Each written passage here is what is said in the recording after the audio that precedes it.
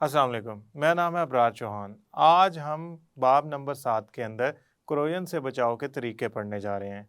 ये 4 तरीके हैं और इनको एक-एक करके हम इनका तफसीली जायज़ा लेंगे। तो चलते हैं हम अपने लेक्चर की तरफ।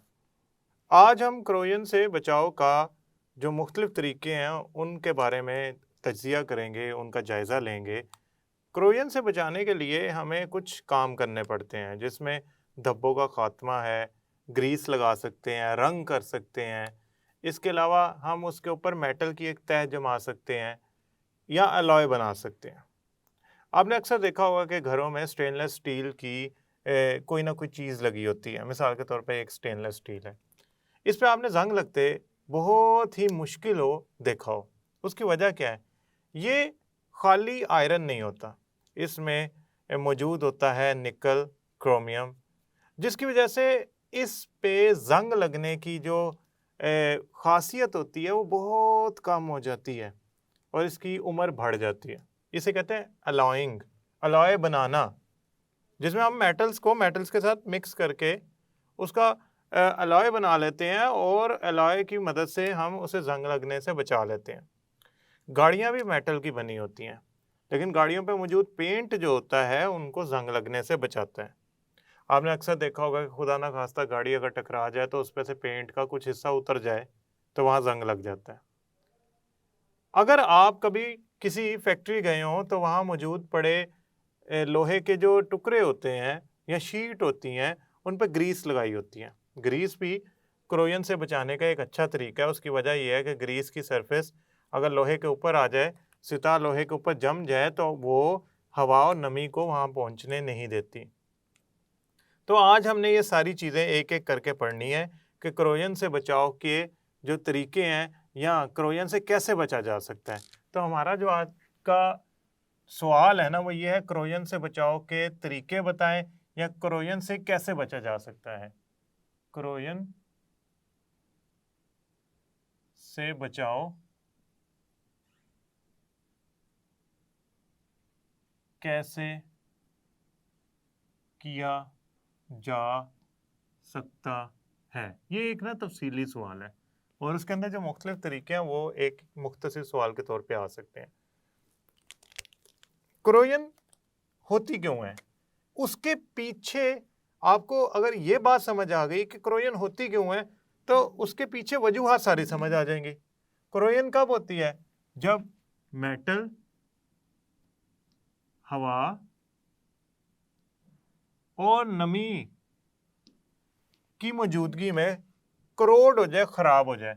इसका मतलब आप इन तीनों चीज़ों की मौजूदगी अगर हो तो क्रोयन देखेंगे। अब मेटल तो निकालने से रहे, हवा और नमी से बचाना है। अगर इन दोनों चीज़ों से आपने बचा लिया तो आप समझ जाएं कि आप क्रोयन से अपनी मेटल को बचा लेंगे, अपनी मेटल बचा लेंगे क्रोयन से और उसकी उम्र बढ़ जाएगी। तो हवा और नमी उसकी एक बहुत बड़ी वजह है। इसके अलावा क्रोयन की वजह धब्बे, स्टेन्स भी हो सकते हैं। अगर आपकी मेटल साफ नहीं है तो वो क्या करेगी, वो जगह बना देगी हवा और नमी को दाखिल होने की, और या वो जो धब्बा लगा हुआ है उस पर वो वजह बन जाएगा हवा और नमी को उसमें दाखिल करवाने का, और आपकी जो मेटल है वो ख़राब हो जाएगी। ये वजह है कि हमें गाड़ी साफ़ रखनी पड़ती है, कुर्सियाँ जो घर में लोहे की बागीचे में पड़ी होती हैं वो साफ़ रखनी पड़ती हैं, उस पर मट्टी नहीं लगने देनी होती, क्योंकि मट्टी का दाग अगर उस पर लग गया, यानी कि दागों से हमने ना बचाया, तो हो सकता है कि वो अपने अंदर मौजूद नमी और हवा के ज़रिए उस पे ज़ंग लगा दे। तो सबसे पहला हम पढ़ते हैं कि हम इस 3 चीज़ों की वजह से ज़ंग लगता है तो हम कैसे ज़ंग को, क्रोयन को लोहे से रोक सकते हैं, एल्यूमीनियम से रोक सकते हैं, वगैरह-वगैरह। सबसे पहला, धब्बों से बचाओ या धब्बों का खात्मा। अच्छा, इसको आप कह लो धब्बे, अभी मैंने बताया इसकी इंग्लिश स्टेन्स, तो रिमूवल ऑफ स्टेन्स, धब्बों का खात्मा। अच्छा, ये कैसे होता है? देखें, बड़ी सादी सी बात है। आप मेटल, लोहा हो चाहे वो आपके पास एल्यूमिनियम हो, मेटल की सतह पर धब्बे, जंग या क्रोयन का बायस बनते हैं। अगर लोहा होगा तो उसके लिए जंग, बाकी मेटल्स के लिए क्रोयन का बायस बनते हैं।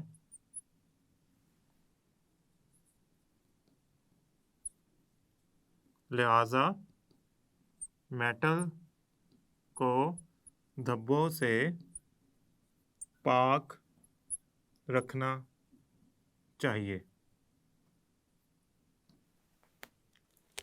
दूसरी बात, दूसरा आप समझ लें बचाव का तरीका क्या है। ग्रीस या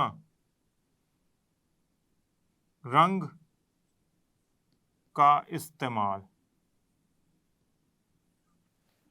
ग्रीस क्या होती है? वैसे तो ग्रीस के बारे में अगर मैं बहुत ही सादा लफ्ज़ कहूँ ना, तो ये एक ऐसा हाइड्रोकार्बन होता है जो कि ऑर्गेनिक कंपाउंड है। इसका मॉलिक्यूलर मास ज़्यादा होता है और ये मेटल की ना सरफेस पे लगाया जाता है। ग्रीस को मेटल की सतह पर लगाया जाता है। सतह, सरफेस एक ही बात है। देखें, ये है मेटल की शीट, इस पे हवा और नमी को रोकना है। आपने क्या किया, इस पे ग्रीस लगा दी। ग्रीस इसकी सतह पर आ जाएगी। जब ग्रीस इसकी सतह पर आ गई तो हवा और नमी दोनों नहीं पहुंच पाएंगी शीट तक, मेटल की सतह तक, जिससे होगा यूं कि जो मेटल है ना वो आपकी जंग लगने से, क्रोजन होने से महफूज हो जाएगी। तो ग्रीस को आपने मेटल की सतह पर लगाना होता है। ग्रीस को मेटल की सतह पर लगाया जाता। अच्छा, रंग करने से क्या होता है? देखिए, रंग करना भी ग्रीस की तरह का ही आप यूं समझ ले काम है। यानी कि ग्रीस क्या करती है, सतह पर आ जाती है और हवा और नमी को रोक लेती है। रंग भी यही करता है। आप मिसाल के तौर पे ये समझिए रंग है, तो ये मैंने मेटल शीट के ऊपर रंग कर दिया। रंग आजकल तो नए रंग आए हुए हैं जिनको हम कहते हैं स्टेबलाइजर। नए किस्म के रंग जिनको स्टेबलाइजर कहा जाता है, वो मेटल की सतह को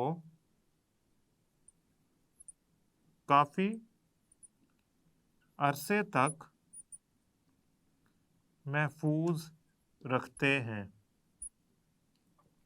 अब मैं इसको समझाने जा रहा हूँ, जरा गौर से समझिएगा। एक है सादा रंग। सादा रंग हो सकता है मेटल की सतह से उतर जाए, जल्दी उतर जाए ना, 1-2 महीने तक ना उतरे, चलो 3 महीने 4 महीने तक उतर जाए। जैसा गाड़ियों पे रंग हुआ था ना, इस तरह स्टेबलाइजर होते हैं, बड़े लंबे अरसे तक चलते हैं जब तक कोई मसला ना आ जाए उसके उतरने का, छिलका ना उतर जाए उसके ऊपर से, कोई सतह ना उतर जाए रंग की। रंग की सतह अगर मेटल की सरफेस पे, सतह पे कायम रहेगी तो हवा और नमी वहां तक पहुंचने नहीं देगी। अच्छा, ठीक हो गया। हवा और नमी नहीं पहुंचेगी तो क्या होगा, मेटल बच जाएगी क्रोजन से, तो उसकी उम्र लंबी हो जाएगी। यही वजह है कि जो रंग होते हैं ना वो इस्तेमाल किए जाते हैं मेटल की उम्र बढ़ाने के लिए, उसकी लाइफ को लंबा करने के लिए। वरना क्या होगा, लोहे की गाड़ी बनी होती है, गाड़ी कुछ 4-5-6 दिन तक इस तरह हो जाएगी कि उसमें जंग के मुख्तलिफ जगह पे निशान आ जाएंगे जो ये साबित करते हैं कि उस पर रंग होना बहुत ज़रूरी था। तो जंग के निशान से बचने के लिए, क्रोजन से बचने के लिए हम क्या करते हैं, रंग का इस्तेमाल करते हैं। तीसरा जो तरीका है, जो तीसरा तरीकाकार है वो है एलॉय बनाना। एलॉइंग कहते हैं उसे, मैं इसको लिख रहा हूँ एलॉय बनाना।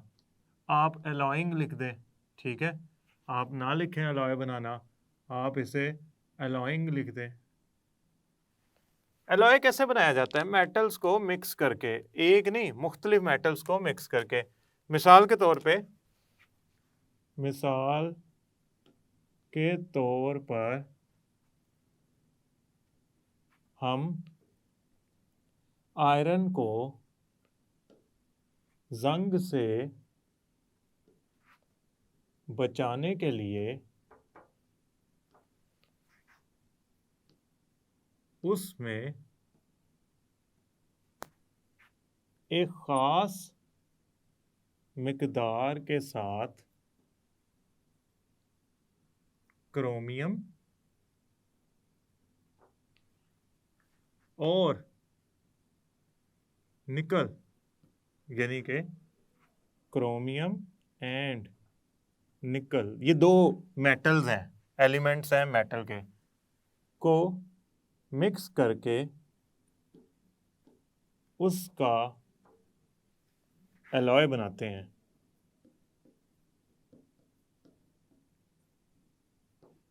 इसको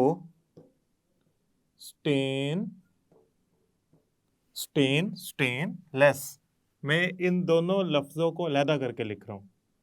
वैसे अगर लिखें तो ये कुछ यूं बनेगा, स्टेनलेस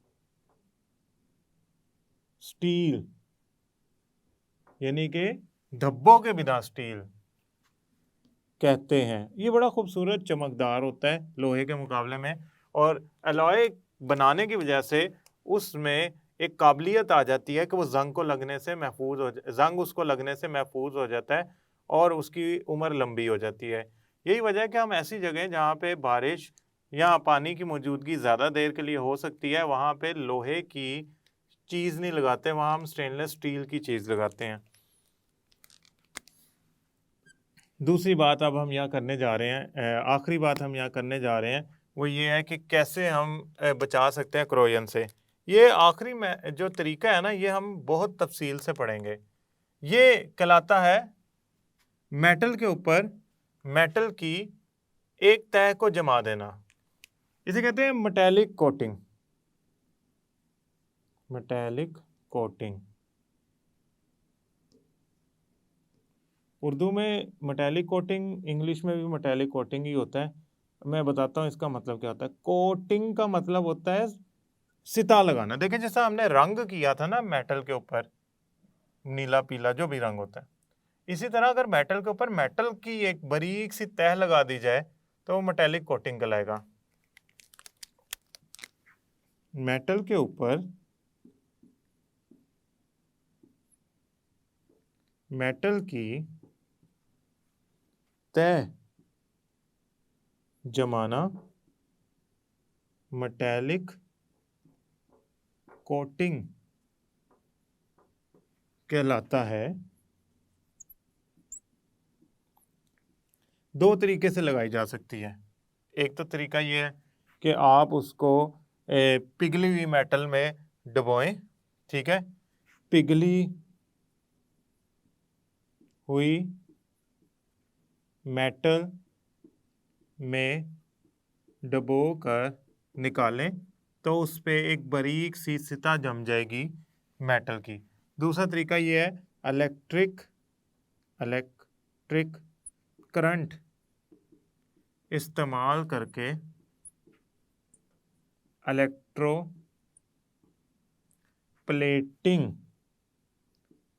इलेक्ट्रोप्लेटिंग करें। प्लेट करना यानी कि ना एक मेटल के ऊपर दूसरी मेटल की सिता को जमाना करंट के जरिए इलेक्ट्रोप्लेटिंग कहलाता है। ये सिता, ये जो दूसरा हिस्सा है ना मेटालिक कोटिंग का, ये जो तरीका है ये राइज है। जो आपकी मोटरसाइकिल या गाड़ियों में चमकती हुई चीज़ होती है मेटल की, उस पर असल में मेटल के ऊपर एक सिता चिपकाई जाती है दूसरी मेटल की। ज़्यादातर वो क्रोमियम की होती है जिसकी जो शक्ल है वो इंतहाई चमकीली और उसका हल्का नीला नीला सा रंग होता है। वो क्रोमियम की मेटल के ऊपर, निकल के ऊपर, आयरन के ऊपर एक बारीक सी सिता होती है। याद रखिएगा आयरन के ऊपर आप ज़रूरी नहीं कि सिर्फ क्रोमियम ही लगा सकें, आयरन के ऊपर जिंक भी लगाया जाता है, इसे गैल्वेनाइजिंग कहते हैं।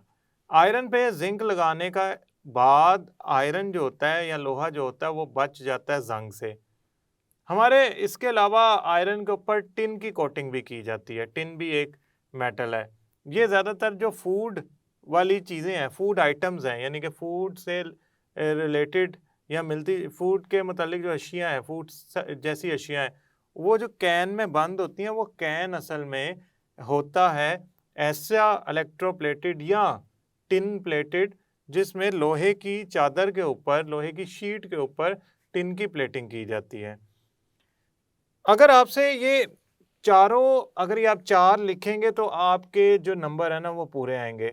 मुख्तसर सवाल आएगा तो वो किसी एक का आएगा।